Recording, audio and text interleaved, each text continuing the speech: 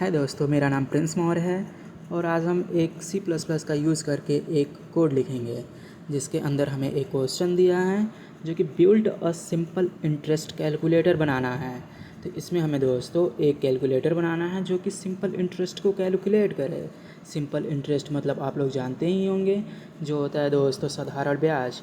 तो चलिए दोस्तों, हम इनपुट के तौर पे 3 वेरिएबल लेंगे, जैसे कि प्रिंसिपल वैल्यू के लिए हम p को लेंगे, रेट ऑफ इंटरेस्ट के लिए हम r को लेंगे, और दोस्तों रेट ऑफ इंटरेस्ट जो होता है वो दर होता है दोस्तों, और टाइम टाइम यानी कि समय, जिसे हम t से डिनोट करेंगे दोस्तों।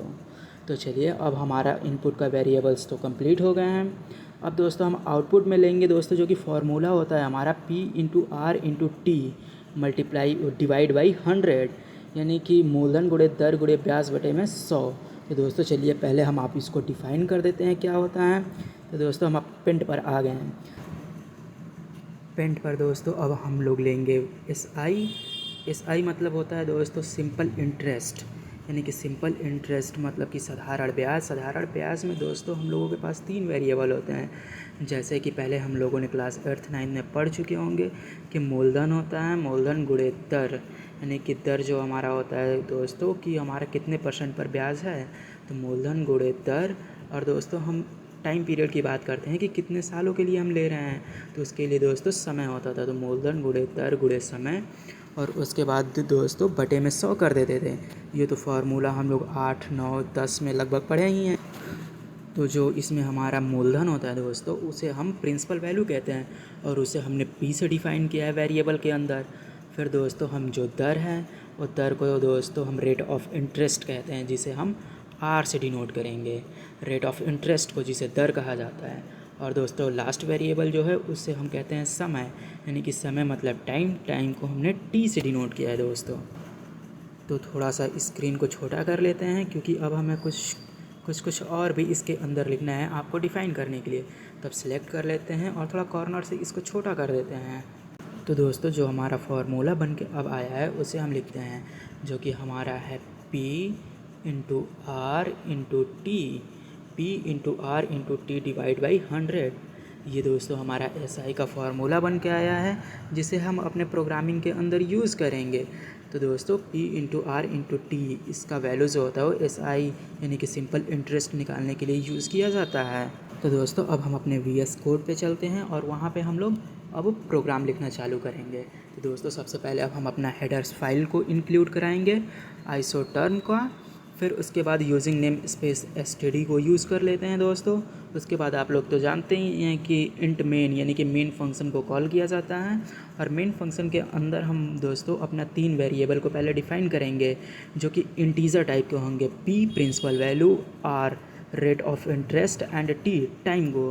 तो दोस्तों हमने सबसे पहले इन तीनों को डिफ़ाइन कर लिया, जो कि हमने फार्मूले के थ्रू बनाया था। अब दोस्तों जो हमारी आउटपुट आएगी यानी कि फ्लोट में आएगी, वो पॉइंट डेसिमल में भी आ सकती है। तो दोस्तों उसको हम लोग CI यानी कि सिंपल इंटरेस्ट में हम लोग स्टोर करें। हम दोस्तों अब हमने CI में स्टोर कर लिया है, तो अब यूज़र के सामने एक आउटपुट मैसेज देंगे कि इंटर द प्रिंसिपल वैल्यू, जो कि हमारा प्रिंसिपल वैल्यू को यूज़र से लेगा, और हम इंटर कर देते हैं। अब दोस्तों हम अपने p यानी कि प्रिंसिपल वैल्यू को C इन करा लेते हैं, यूज़र से हम लोग p को इनपुट ले लेते हैं। तो प्रिंसिपल वैल्यू को दोस्तों अब हम लोगों ने इनपुट ले लिया है। अब सेकंड पे आते हैं दोस्तों, तो सेकंड पे हमारा दे रहा है कि इंटर द इंटरेस्ट वैल्यू, यानी कि आर इंटरेस्ट वैल्यू, जिसे हमने आर से डिफ़ाइन किया है, उसको हम लोग इनपुट लेंगे और इंटर कर देंगे। फिर हम दोस्तों सी इन का यूज़ करके फिर आर को हम यूज़र से ले लेंगे। फिर उसके बाद दोस्तों हमारा थर्ड स्टेप आता है कि हम लोग सी आउट करा देंगे, यानी कि यूज़र के सामने एक मैसेज प्रिंट करेंगे जिसके अंदर लिखा होगा कि इंटर द टाइम पीरियड, और दोस्तों इससे हम लोग टाइम को इनपुट लेंगे और एंडल करा देंगे, और सी इन करा लेते हैं टी को, यानी कि टाइम पीरियड को। तो दोस्तों अब हमारा टाइम भी इनपुट हो चुका है। तो दोस्तों अब हम लोगों ने CI जो कि फ्लोट टाइप का एक डेटा टाइप लिया है, उसके अंदर हम दोस्तों p यानी कि principal value and r rate of interest and t यानी कि टाइम जो समय है, उसको तीनों को मल्टीप्लाई कराएंगे, और उसके बाद 100 से इन तीनों की वैल्यू जो आएगी उसे हम डिवाइड कर देंगे, और उसे हम सी आउट करा लेंगे, जो कि सी आउट में हमारा द सिंपल इंटरेस्ट इज़, और आगे हम सी आई को इंक्लूड कर देंगे और हम दोस्तों इसको फिर इंड एल कर देंगे। इंड एल करने का मतलब कि लाइन को ब्रेक कर देना होता है दोस्तों, और फिर हम रिटर्न 0 का यूज़ करेंगे और हमारा कोड कंप्लीट हो गया। अब हम राइट क्लिक करके रन कोड कर देंगे। अब हमारा कोड जो है वो कि कंपाइल होने लगा है, और कंपाइल हो गया। हमसे इंटर द प्रिंसिपल वैल्यू हमसे पूछ रहा है, तो चलिए अब इसमें हम लोग प्रिंसिपल वैल्यू को डाल देते हैं। जैसे कि हमने 1000 डाला और फिर इंटर करते हैं, तो इंटर करने पर यह हमसे कह रहा है इंटरेस्ट द, मतलब इंटर द इंटरेस्ट वैल्यू। तो इंटरेस्ट वैल्यू में दोस्तों अब हम लोग इसमें दर को डालेंगे, जो कि हमारा 20% हम डाल देते हैं। फिर इंटर करते हैं, ये हमसे टाइम पीरियड पूछ रहा है, तो दोस्तों अब चलिए इसमें हम 4 साल डाल देते हैं। 4 साल के लिए देखते हैं क्या देता है।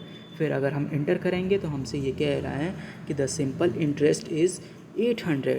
तो दोस्तों जो हमारा सिंपल इंटरेस्ट आया है, यानी कि ब्याज जो हमारा आया वो 800 रुपये आया है। तो ये हमारा रहा सिंपल इंटरेस्ट कैलकुलेट करने का एक अच्छा सा कैलकुलेटर। तो दोस्तों अगर आपको वीडियो अच्छा लगा हो तो लाइक करें एवं सब्सक्राइब करें। थैंक यू दोस्तों।